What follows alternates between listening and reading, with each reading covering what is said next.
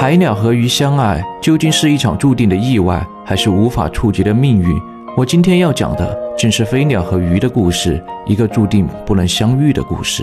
我本是个守岛人，每天面对潮涨潮汐，日出日落，本以为这就是我的余生，直到某天，来自外星的你彻底打破了这片祥和。你对这个星球的一切充满了好奇，你说你叫81199，来自 B612 星球。为了探索宇宙，你来到了我生活的地球。聊天中我才知道，你只是随机发送了一个信号而已。就在一个无意间，你看到了我的学习资料，我着急的想要将电脑盖上，却无意间触发了你的防御机制，我就这样被你电晕。当我醒来时，正好发现电力耗尽，我只好前往发电处，你像个孩子一样跟在我身后。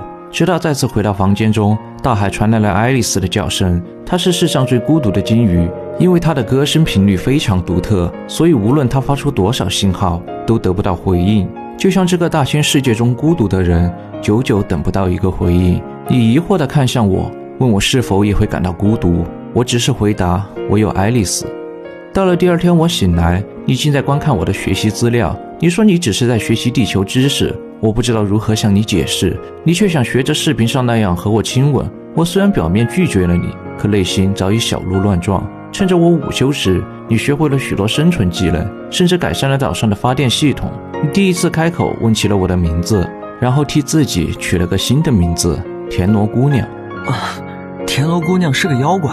我也不是人类啊。我开始愈发的觉得你可爱，你拉着我来到海边，介绍着给爱丽丝设计的伙伴，只要有海风吹过，管道就会发出和金鱼一样的歌声，这样爱丽丝就不会觉得孤独。我和你一起完成了这项设备，却没注意已经到了傍晚。看着巨大的孔明灯飞上天空，我呆呆地看着和你打造的杰作。爱丽丝也感受到了我们的用心，我多么想让时间停在这一刻，但你却突然倒进我的怀中。你说你要下沉了，我没有做任何回答，因为我知道那意味着什么。我想起白天你对我说过的话，你说你就是个信号，就好像打在浪花上的石头，在一阵弧线跳跃后飞向宇宙各处，随着距离越来越远，最后短暂停留，然后沉默消失。你说在你下沉后会和大海融为一体，只要我捧起大海里的任何一捧水，里面就有81199个你的分子。你向我提出了最后的愿望，你想用人类的交流方式和我吻别。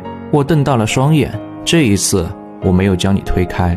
吻上你的一瞬间，我感觉穿越了时间和空间，见证了宇宙的爆炸与泯灭，生命的诞生和死亡。我终于读懂了你，你也探索了我。我们在此刻融为一体，彼此短暂的拥有，然后又互相失去。看着远处即将坠落的孔明灯，我想只有爱丽丝能体会我此刻的心情。